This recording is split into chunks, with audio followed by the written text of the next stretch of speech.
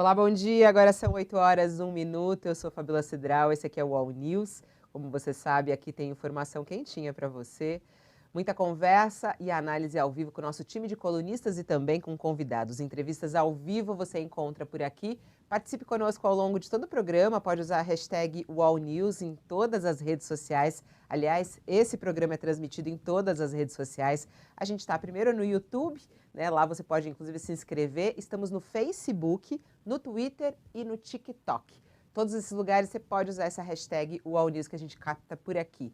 Hoje é segunda-feira, dia 9 de agosto de 2021. O que é notícia? Bom, a gente volta a falar sobre os ataques de Bolsonaro ao Supremo Tribunal Federal, motociatas do presidente pelo país e quebra de medidas sanitárias contra a Covid marcaram o final de semana. O jurista Miguel Reale Júnior analisa a tensão entre os poderes executivo e judiciário após as falas do presidente. Ele é o nosso convidado hoje aqui no programa.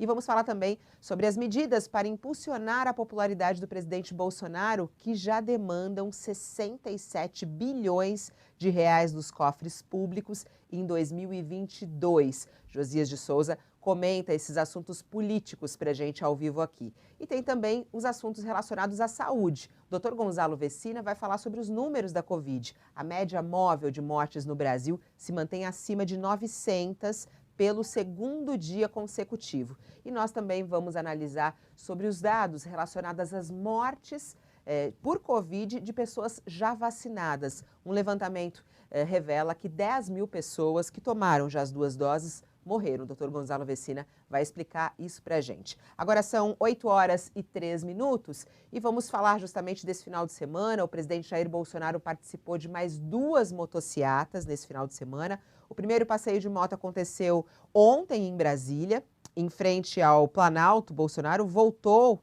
a se aglomerar sem máscara e recebeu ali apoiadores. A gente está vendo as imagens dessa manifestação, dessa motociata lá em Brasília.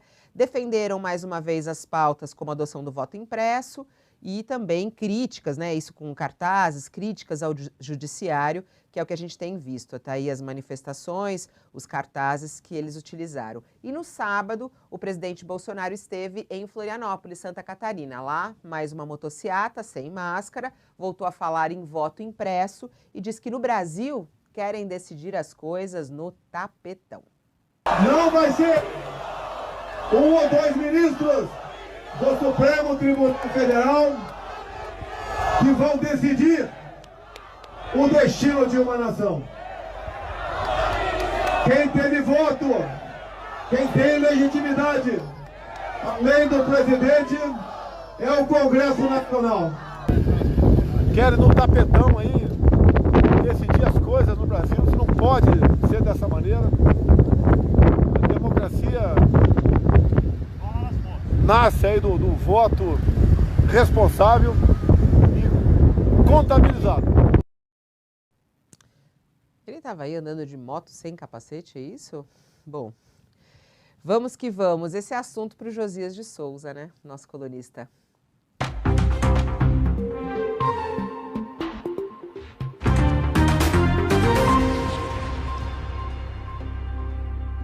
Bom, só corrigindo aqui a informação, ele não estava de moto, estava na caçamba de um carro, me falaram aqui.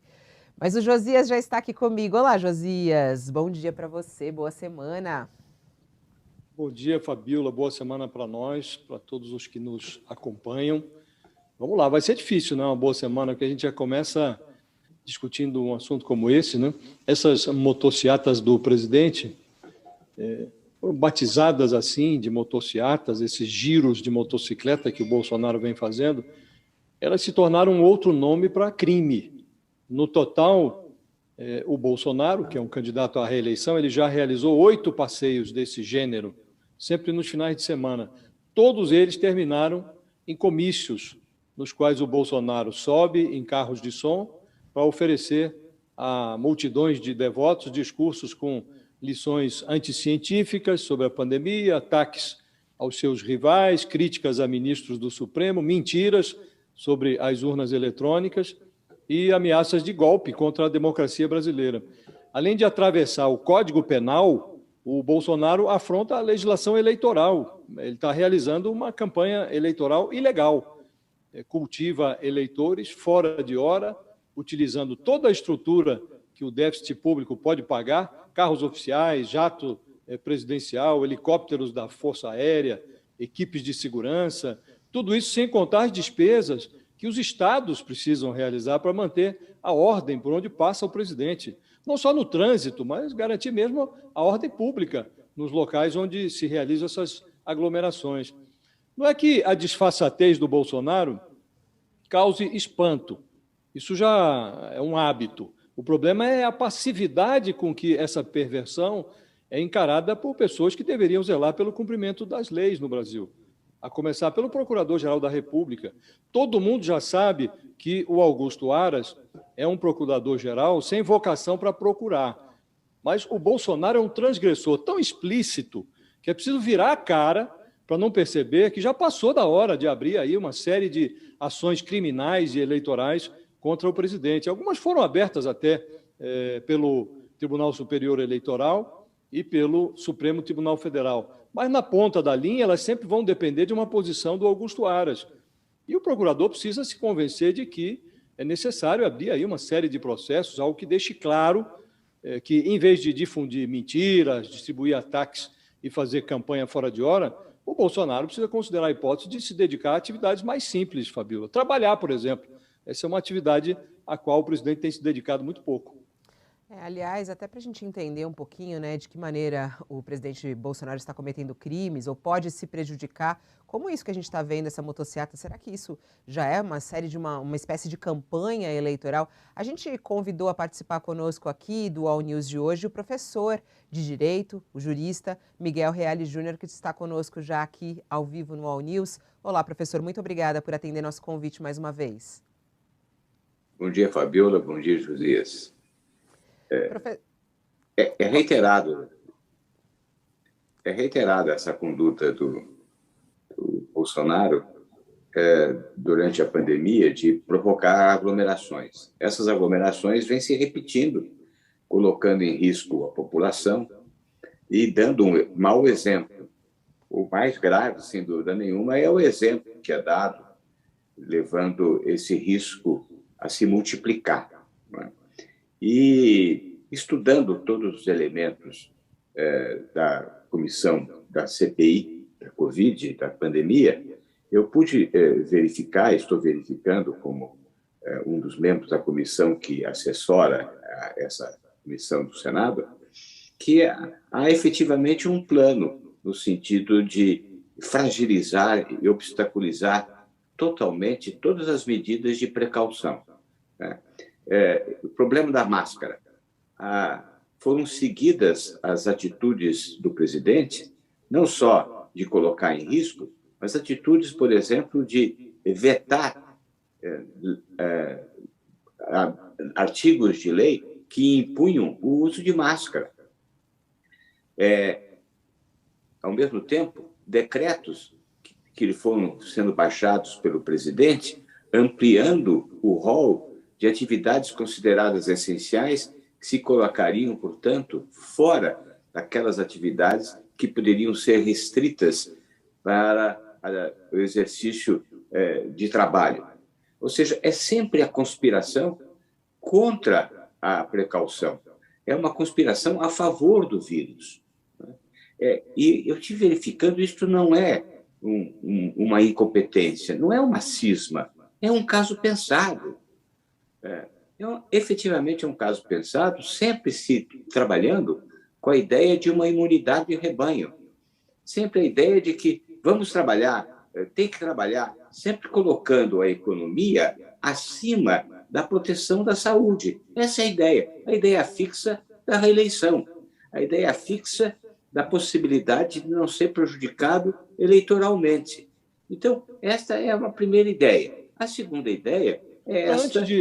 Antes que o senhor evolua, professor, tá. Só para esclarecer, havia uma intenção da CPI, da Covid, de se assessorar juridicamente para que o relatório a ser produzido pela comissão tivesse um zelo mínimo em relação a esses preceitos legais e tal. Aparentemente, se formou ali uma comissão da qual o senhor faz parte. É isso mesmo? Quem é que está integrando esta comissão? Como se dá esse trabalho e o senhor realiza o trabalho a pedido de quem? Bom, este trabalho está sendo realizado por uma comissão constituída pelo professor Alexandre Wunderlich, a professora Helena Lobo da Costa, Silvia Starner e eu. A pedido da comissão, nós estamos recebendo toda a documentação, são mais de 10.000 documentos, estamos examinando toda essa documentação, seja os depoimentos que foram prestados, os e-mails que foram recebidos, as cartas que foram recebidas, seja com relação, por exemplo, à cloroquina, seja com relação às vacinas, com relação às vacinas, a documentação é vastíssima, com relação ao uso de máscaras, são universos com relação a atendimento às populações indígenas, são vários universos. Né? E com base nesses elementos que os senhores já receberam, doutor Miguel Reale, o senhor já tem segurança para dizer que a comissão obteve elementos que permitam permitam a formulação de denúncias criminais ou, eventualmente, de um pedido de impeachment contra o presidente? Já há elementos para isso? Pelos elementos que nós estamos estudando, sim. Já os elementos com relação ao problema da pandemia, assim, nós não estudamos ainda nenhum material relativo ao Covaxin, a corrupção ou prevaricação. Essa matéria nós ainda não examinamos. Ainda será objeto de análise da nossa parte. Mas com relação não só ao descaso, mas ao plano efetivo de conspirar contra a tomada de medidas de precaução, adotando como política de governo a imunidade de rebanho, e substituindo medidas de precaução, impedindo que elas fossem adotadas pelo tratamento precoce, substituindo a orientação de cientistas e de médicos pela orientação de um ministério sombra, de cientistas sem nenhum lastro em reuniões no Ministério, no Palácio do Planalto, isso está comprovado. Não é? Portanto, isso mostra, Josias, um conjunto. Doutor Miguel, e que crime seria esse? O senhor falando aí da imunidade de rebanho. Isto configura. Isto pode configurar dois fatos. Primeiro, é um crime de responsabilidade a mostrar que existia todo um descaso pensado, programado, em face do direito social fundamental, que é a saúde. Isso, portanto, afronta o artigo 7º, item 9º da Lei 1079, que é um crime de responsabilidade. Por outro lado, é objeto de estudo da professora Silvia Starner, que foi membro do Tribunal Penal Internacional e que integra a comissão, da possibilidade de configuração de crime contra a humanidade. Então, são as duas hipóteses de qualificação desse fato.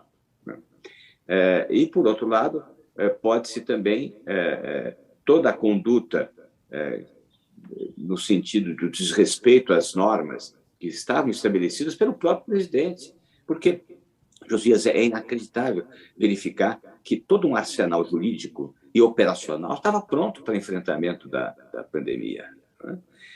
A Lei 13.979 e os decretos que a regulamentavam, o decreto interministerial do Ministério da Saúde e o ministro da Justiça, então Moro, inclusive impondo sanções e estabelecendo, inclusive, que poderia ser constituído crime desrespeito à quarentena, ao isolamento, ao uso de máscara, por exemplo. Isso estava tudo estabelecido já no início da pandemia e foi sendo desrespeitado e foi sendo mutilado, a tal ponto que essa portaria interministerial número 5 foi revogada depois pelo ministro Pazuello e por André Mendonça no Ministério da Justiça. Então, foi todo um projeto de solapamento de um plano de afronta à pandemia. Pensado... O senhor mencionou a hipótese de crime de responsabilidade, que caberia à Câmara dos Deputados julgar ou abrir, e crime contra a humanidade. Crime comum, o senhor não identificou ainda? Não, existe crime comum, os crimes contra a saúde pública, né? São os crimes que estão previstos nos artigos 267 e 268 do Código Penal, além da possibilidade de, especificamente, crimes de perigo de vida do artigo 132 do Código Penal, né? Mas, como você já disse muito bem no início, tudo acaba caindo na vala do presidente da Câmara e do PGR. Ou seja, o que haverá é um impacto decorrente de um volume de provas, de uma visão de conjunto. O que essa documentação está nos permitindo é uma incrível visão de conjunto. É uma extraordinária revelação de uma conduta programada. Essa digamos, a novidade que se apresenta em face de toda a documentação coletada pela CPI. Professor, os parlamentares, os senadores, eles estão debruçados também em investigar casos de corrupção, né, que é envolvendo a tentativa de compra da Covaxin e tudo mais. É possível já analisar isso, os documentos que o senhor recebeu em relação a isso? O presidente Bolsonaro pode ser alvo de uma investigação em relação à corrupção, à tentativa de corrupção? O senhor enxergou isso nesses documentos e no que está sendo falado até agora? Não chegamos ainda. Nós estamos ainda na documentação relacionada à pandemia, né? Ainda não nos foram enviados os documentos relativos à Covaxin, né? São tantos os documentos relacionados à pandemia, né? Por exemplo, o caso de Manaus, que é impressionante também, né? Toda a incúria com que Manaus foi tratada, mas o caso da Covaxin ainda não foi enviado toda a documentação para nós. Isso não foi ainda objeto de nossa análise. E entrando na história... Reale, pode falar. Por favor, Fabíola. Não, pode falar, Josias. Eu ia mudar de assunto já. Você quer falar ainda de CPI? Uma última coisa de CPI em relação a esta dificuldade, a esta blindagem que existe contra o presidente, na presidência da Câmara, não me parece que exista muito a fazer, se não pressionar o presidente da Câmara a tomar alguma providência que ele não se mostra disposto a tomar. Mas, em relação ao Procurador-Geral da República, o que eu queria saber do senhor é se existe algum ponto, algum item no ordenamento jurídico nacional que permitiria algum tipo de providência contra um procurador que, na prática, está prevaricando, porque se ele não toma providências tão óbvias, ele está infenso, ele está isento de providências jurídicas que possam ser adotadas contra ele? Não há nada no ordenamento jurídico que permita agir contra o Aras? Josias, eu creio que já está havendo uma reação dentro do próprio Ministério Público, e essa reação vem da própria sociedade. Acho muito significativo que tenha havido uma manifestação contra o Bolsonaro, que pretende sair das 4 linhas da Constituição, como ele disse, né? Que reuniu empresários significativos, líderes religiosos, né? E economistas, intelectuais, e, ao mesmo tempo, posso dizer, o Pacto Democrático também está preparando uma comissão plural de salvaguarda da legitimidade das eleições. Ou seja, a sociedade brasileira, que durante tanto tempo vem amorfa, vem indiferente, começa a se alertar. Aquilo que o presidente do Supremo disse, que a sociedade brasileira não vai admitir qualquer solução que não seja dentro da Constituição, está tendo uma demonstração, uma amostra através dessas movimentações. É a primeira vez que o empresariado e os banqueiros se manifestam contra Bolsonaro, né? E eu creio que isso também pode ter um peso sobre a Procuradoria.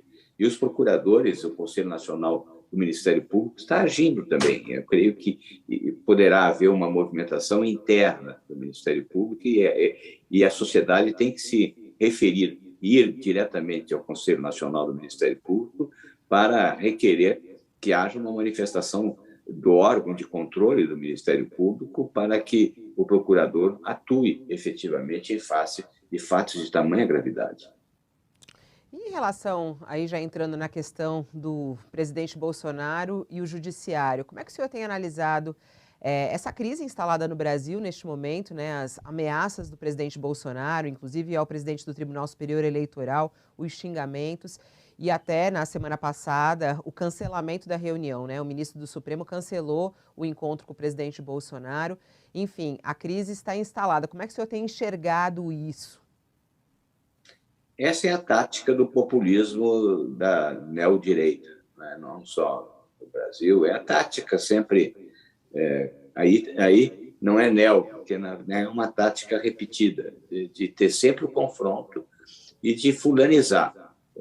O presidente passou a ter um inimigo no Supremo Tribunal Federal e no TSE.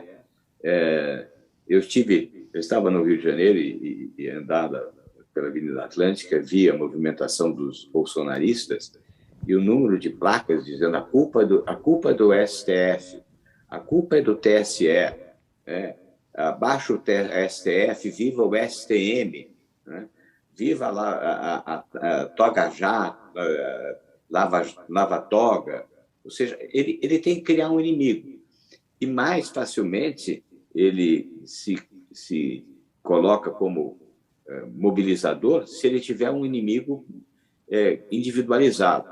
Então, ele passou a ter, na figura do eminente ministro Luiz Roberto Barroso, o seu inimigo.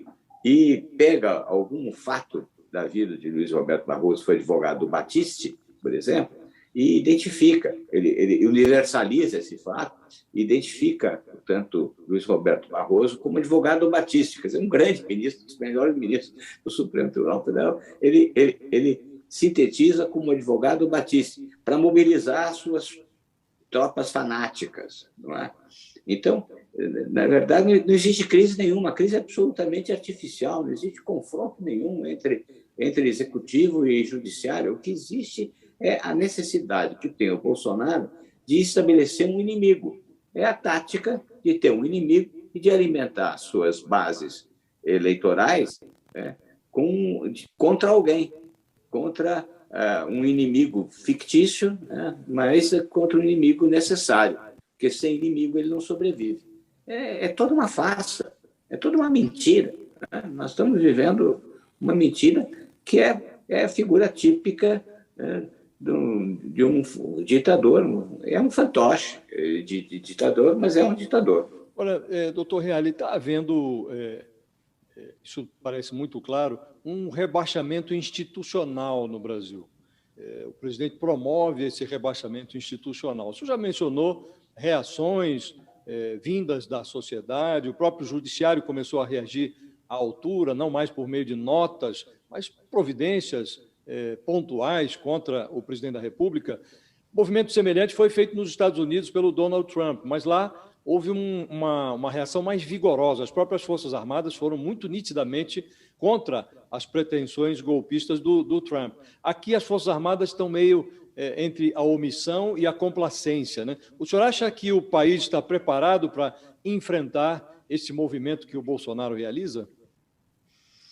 Eu acho que sim, acho que o Bolsonaro, ele antes é um sedicioso por natureza, né? Desde a sua época de tenente, né, frustrado, e eu não acredito que ele tenha capacidade de mobilização efetiva das suas armadas. Eu tenho receio desta cooptação que ele faz das polícias militares, especialmente dos níveis inferiores das polícias militares. Ele comparece à cerimônia de formatura de soldados da Polícia Militar do Rio de Janeiro. Ele tenta dar benefícios de casa própria para policiais militares. Ao mesmo tempo, ele tem ligações com as milícias. Eu tenho medo de movimentos sediciosos que possam levar ao prejuízo da imagem do país e algumas mortes. É lógico que o Bolsonaro diz que tanto importa a morte, né? Todos vamos morrer, todos temos o mesmo cheiro. Essa indiferença para a vida, com a preservação da vida, é uma marca, né? Que está lá em algumas das manifestações do Bolsonaro ao longo da pandemia, tanto faz. Portanto, esse tanto faz com a vida pode levar a algum movimento sedicioso. Esse é o meu medo, esse é o meu temor. Não que ele vença ou que ele tenha apoio efetivo das Forças Armadas, especialmente dos comandos e dos quadros superiores das Forças Armadas brasileiras. Mas o Josias não precisa ter esse apoio para termos medo efetivo. O medo efetivo vem de qualquer movimento sedicioso que comprometa a economia, comprometa a visão internacional do país e comprometa a integridade dos brasileiros. Em relação ao voto impresso, professor Miguel Reale, deve ser discutido agora. O presidente da Câmara vai insistir nisso, em colocar em votação o voto impresso. É a bandeira do presidente Bolsonaro, inclusive nessa motociata. Ele fala sobre as fraudes eleitorais, não comprova, né? Esse também é um ponto de investigação.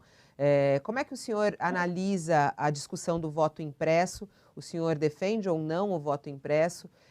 E a sua opinião? Não, eu não defendo o voto impresso, já escrevi sobre isso, inclusive. O Bolsonaro não quer o voto impresso. Ele quer o argumento de que não existe o voto impresso para melar as eleições. Essa é claro. Ele sabe que o voto impresso não passa na Câmara dos Deputados. Ele sabe que os partidos já se reuniram, já decidiram. Ele sabe que na Comissão de Justiça ele seria derrotado, como foi por larga maioria. Ele sabe que no plenário ele vai ser derrotado, não vai chegar a ter 200 votos a favor do voto impresso. Ele sabe que no Senado, se passar na Câmara, que não vai passar, mas se passar na Câmara, não passaria no Senado. Ele não quer, ele quer um argumento para tumultuar, porque ele percebe que poderá ser derrotado e quer chegar ao segundo turno nas eleições de 2022. Ele quer um argumento para tumultuar as eleições. É isso. Na verdade, não passa disso. Não é? E seria um retrocesso o voto impresso.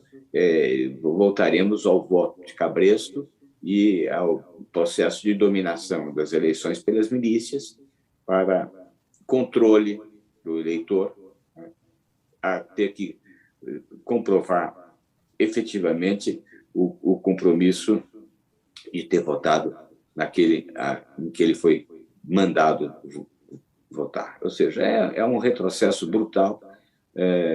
Nunca houve qualquer fraude eleitoral ao longo de 25 anos e essa é uma desculpa, é tão irracional, não é?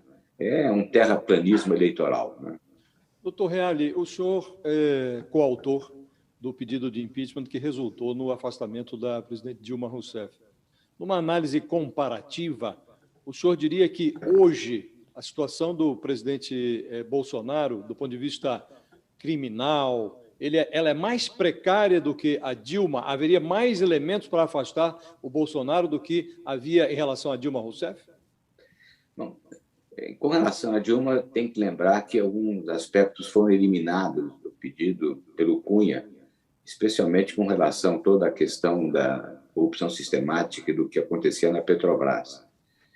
Então, não era só pedalada. Pedalada era muito séria, porque ela levou à recessão que nós vivemos até hoje no país. Né? Mas não era só isso. Mas, evidentemente, que os casos a reiterada conduta de Bolsonaro é muito mais grave, sem dúvida nenhuma, né? Porque ele compõe um rol excessivo de fatos, né? Que vai desde a falta de dignidade e decoro para o exercício do cargo, afronta as instituições democráticas, a participação em movimentações contra o Congresso Nacional, contra o Supremo Tribunal Federal, né? Ao mesmo tempo, a questão da pandemia, né? Ou seja, é reiterada a conduta dele de afronta as determinações da Constituição no artigo 85 e a Lei 1079, que é a Lei da Responsabilidade. Ou seja, o problema todo é um problema hoje nem tanto político, no sentido de que ele não poderia ser aprovado. O problema dele é que existe essa barreira que é inadmissível no nosso presidencialismo de coalizão, essa barreira de poder o presidente da Câmara e evitar que o pedido de impeachment seja apreciado, né? Ou que o processo seja instaurado por via da omissão do Procurador-Geral da República. Isso é que complica ainda mais o já complicado presidencialismo que nós vivemos. Bom, caso seja analisado e caso o impeachment aconteça, o presidente Bolsonaro pode se beneficiar do precedente Dilma em relação a se candidatar nas próximas eleições, porque isso foi colocado também quando se votou o impeachment da Dilma, né? Ela não perdeu o direito de se candidatar. Isso pode acontecer também? Como é que o senhor analisa isso?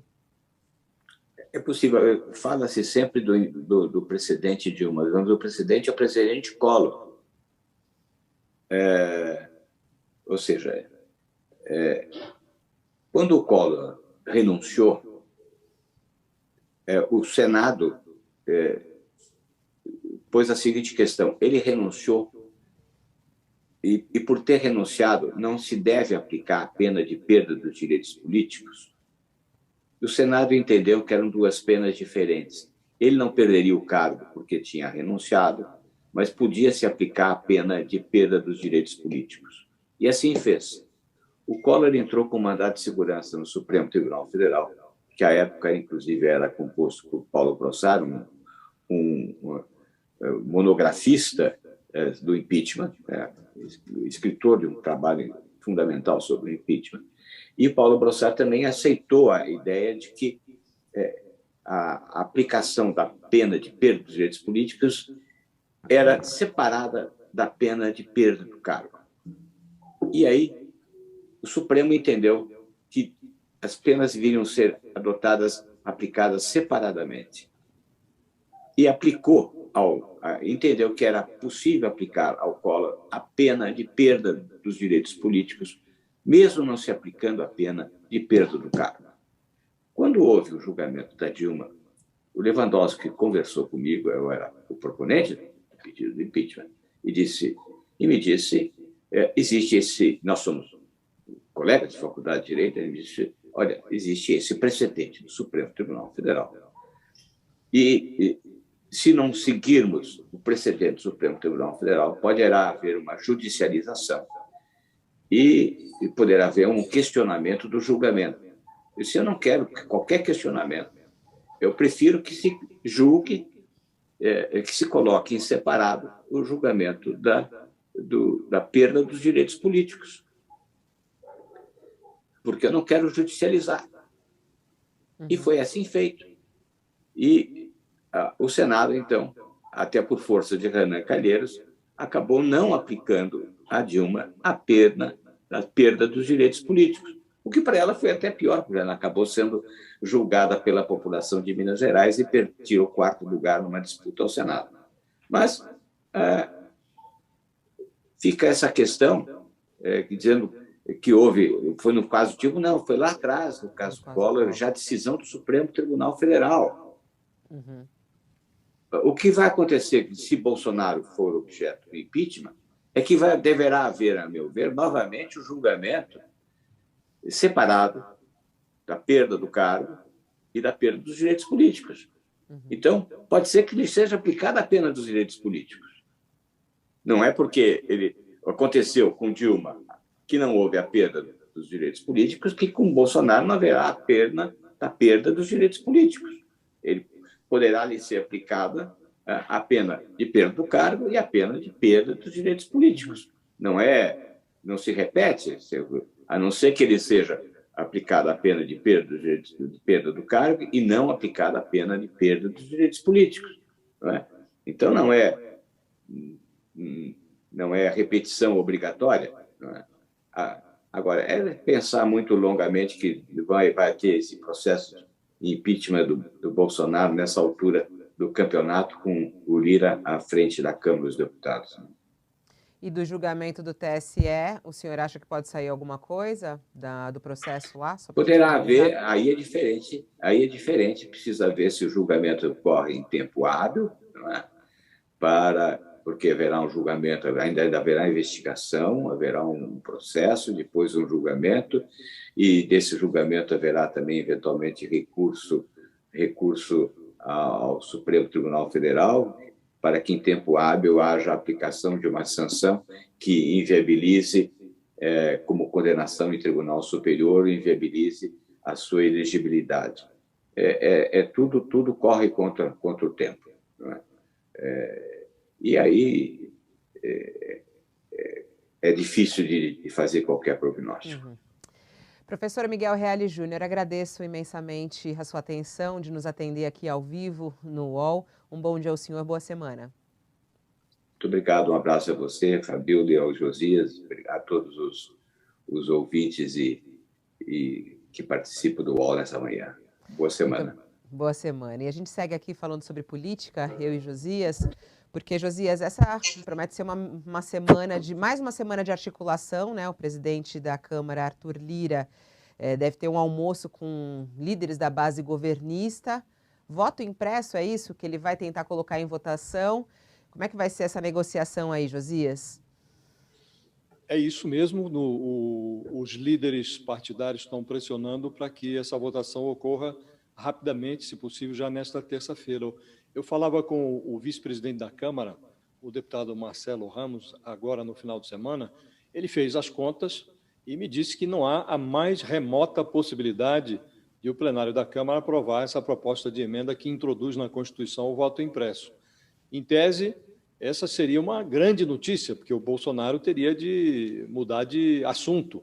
Mas todo mundo sabe que o Bolsonaro é um sujeito obsessivo, né?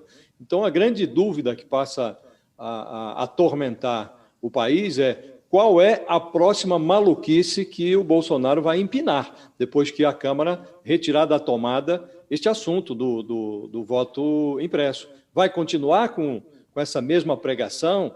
Vai inventar uma maluquice nova? Esse é o grande dilema do país hoje. E o mais provável, como o vice-presidente da Câmara está antecipando, é que numa votação eletrônica, irônico é isso, votação eletrônica e auditável da Câmara, os deputados sepultem essa ideia do voto impresso. Pelo que eu pressenti das conversas que tive no final de semana, está prevalecendo ali na Câmara um instinto de sobrevivência. A maioria dos 513 deputados estão preocupados com a sua própria sobrevivência. Disseminou-se entre os deputados a sensação de que o Bolsonaro está realizando uma campanha contra as urnas eletrônicas para repetir no Brasil o que foi feito pelo Donald Trump nos Estados Unidos. E o que foi feito lá acabou com uma invasão do Capitólio, que é o prédio onde funciona o Poder Legislativo nos Estados Unidos.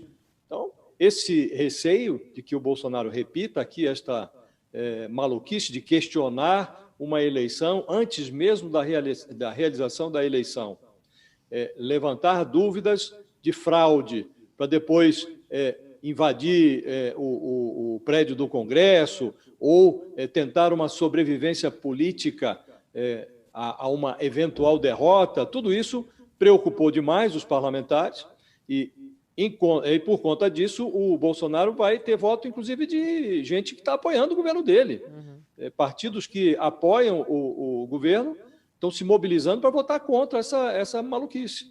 E tem um detalhe que reforça um pouco a preocupação dos parlamentares, é que, diferentemente do que houve nos Estados Unidos, onde os militares se posicionaram muito claramente contra os arroubos do Donald Trump, aqui as Forças Armadas brasileiras estão oscilando ali entre a omissão, a adesão a essa insensatez do Bolsonaro. O general Braga Neto, que é o ministro da Defesa, já revelou num discurso que tem grande apreço pelo voto impresso. Então, essa situação fluida que nós estamos vivendo. E os deputados resolveram colocar um ponto final nisso. A questão é saber se o Bolsonaro convive bem com a ideia de ponto final. O Bolsonaro costuma adotar procedimentos que combinam mais com ponto de exclamação e ponto de interrogação. Ponto final não é muito a praia do Bolsonaro. Então, vamos ver o que vai acontecer, mas a perspectiva é, de fato, de rejeição do voto impresso. E o governo deve entregar também ao Congresso o pacote também lá relacionado ao fim do Bolsa Família e ao início do Auxílio Brasil, né? Isso vai ser forte, né, Josias? Porque depois de 18 anos, né, acabar com o nome, né, o Bolsa Família, que é uma marca do governo petista, ele quer colocar a marca dele, Auxílio Brasil, e para isso parcelar os precatórios. Como é que está essa discussão na Câmara, Josias? Isso passa, não passa? Como é que você analisa? É possível que passe, mas é possível também que, passando, isso resulte num grande passivo judicial. Nós estamos assistindo a mais um espetáculo grotesco, Fabiola. O Bolsonaro está virando a si mesmo do avesso, faz isso na frente das crianças, sem nenhum constrangimento. Ele foi eleito com a promessa de promover uma vigorosa reforma fiscal e passou os últimos 2 anos e meio conspirando contra a pauta liberal do seu ministro da Economia, o Paulo Guedes. Depois de aviltar o plano que daria uma folga orçamentária ao governo, o Bolsonaro está cavalgando uma agenda de candidato cujo custo, estimado aí em 67 bilhões de reais para o ano eleitoral de 2022, é um custo que não cabe na caixa do Tesouro. Então, afora a mexida na Previdência Social, o governo não levou à vitrine nenhuma outra reforma relevante com potencial para melhorar o quadro de ruína fiscal. E o Bolsonaro não permitiu que isso ocorresse. Agora, mesmo sem dinheiro, o presidente quer colocar em pé uma plataforma eleitoral que inclui essa reformulação do Bolsa Família, turbinando o programa, reajuste salarial de servidores e outras obras eleitoreiras. Nesse ambiente, o Paulo Guedes trocou a condição de economista liberal pelo posto de tesoureiro do comitê de campanha do Bolsonaro, da campanha à reeleição. E aí tem essa coreografia que vai ser encenada nessa segunda-feira. Bolsonaro vai levar ao Congresso 2 propostas. Numa, ele formaliza essa sugestão de elevar o valor do Bolsa Família, mudando de nome, um programa que ele taxava, no passado, de cabresto eleitoral espúrio do PT. E, noutra proposta, ele sugere o parcelamento das dívidas judiciais do governo, aderindo a um ciclismo eleitoral muito parecido com as pedaladas fiscais que levaram ao impeachment da Dilma Rousseff. Essa dívida judicial, também batizada de precatório, isso é um crédito líquido e certo que pessoas, empresas têm contra o governo. O governo tem que pagar. Foi decidido em última instância. Então, isso é um calote na prática. Então, o mais curioso, o mais irônico, é que, para se contrapor ao Lula, o Bolsonaro utiliza um programa lançado pelo Lula, o Bolsa Família, e não se importa de virar uma espécie de Dilma, porque ele está fazendo um tipo de pedalada fiscal que levou ao impeachment da Dilma. Então, ele se aproveita do programa do Lula e está virando um Dilma. É isso que nós estamos assistindo, está se virando do avesso o presidente da República. Tem até gente fazendo aqui também a comparação. A May Ruth, ela fala, impressionante a lerdeza agora para caçar esse presidente. Com a Dilma, eles aceleraram muito, diz aqui a nossa ouvinte, telespectadora, está conosco no YouTube. A Angélica fala, na minha opinião, é ele deixar o cargo e ir direto para a cadeia. Certeza que isso vai acontecer. Tem aqui o Jonathan falando assim, tá certo, tem que insistir mesmo no voto impresso por um país com mais clareza. José Maria acredita que o Brasil está correndo muito risco com Bolsonaro no poder. Aliás, nesse ponto que você estava falando, abre aqui a home para mim, só para eu mostrar essa reportagem que eu achei interessante, somando todos essas promessas, essas mudanças, um custo de 67 bi, né, Josias? Que é isso que você estava contando. Aqui tem os detalhes de tudo que está num pacotão aqui, que é a desoneração do diesel, a ampliação do Bolsa Família, uma parte da reforma tributária, o aumento do funcionalismo, o Vale Gás, o programa de emprego, o pacote Bolsonaro. É um pacote de bondades, é isso, ô Josias? É um pacote, em primeiro lugar, de irresponsabilidade, né? Não há nenhuma dúvida quanto à necessidade, por exemplo, de potencializar o Bolsa Família. A pandemia piorou muito a condição de a condição econômica das pessoas mais vulneráveis no país. Então, tudo isso é necessário.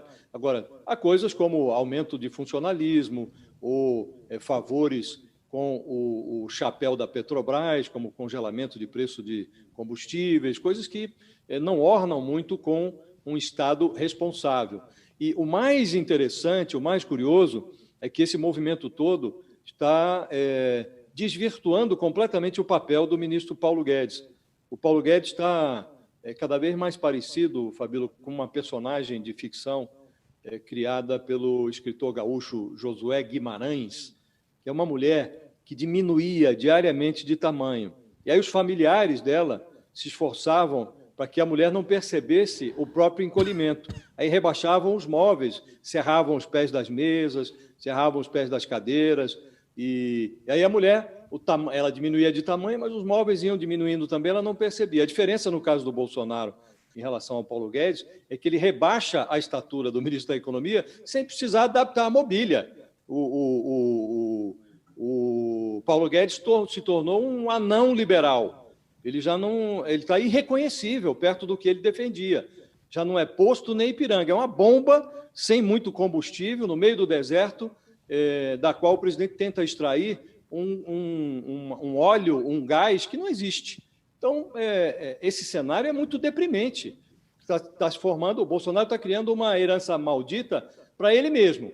Mas como o governo dele tem data para terminar, na hipótese dele não ser reeleito, que hoje não é algo negligenciável, ele vai deixar um cenário de terra arrasada para o sucessor, o que significa dizer que o brasileiro vai ter que conviver com um Estado falido por muito tempo. Isso tem efeitos na vida do cidadão, efeitos muito graves, porque sem estímulo à economia, sem estímulo ao investimento, é muito mais difícil você superar dramas como o drama do desemprego. A economia vai continuar travada por muito tempo. Hoje, investidores estrangeiros que têm disposição para investir em outros países estão indo para o Chile, estão indo para o México, estão fazendo uma curva muito distante do Brasil. Esse cenário vai perdurar diante de um quadro como esse, em que o presidente privilegia a sua eleição, uma agenda eleitoral, em detrimento da responsabilidade fiscal. É isso, Josias. Olha, muito obrigada, boa semana para você e eu te encontro daqui a pouquinho. A gente tem uma entrevista às 10 horas com o Lobão. Sim, vamos conversar com o Lobão sobre música, política, rock and roll. Vamos lá. Até, Josias. Até daqui a pouco. Até daqui a pouquinho. Beijão. Beijo.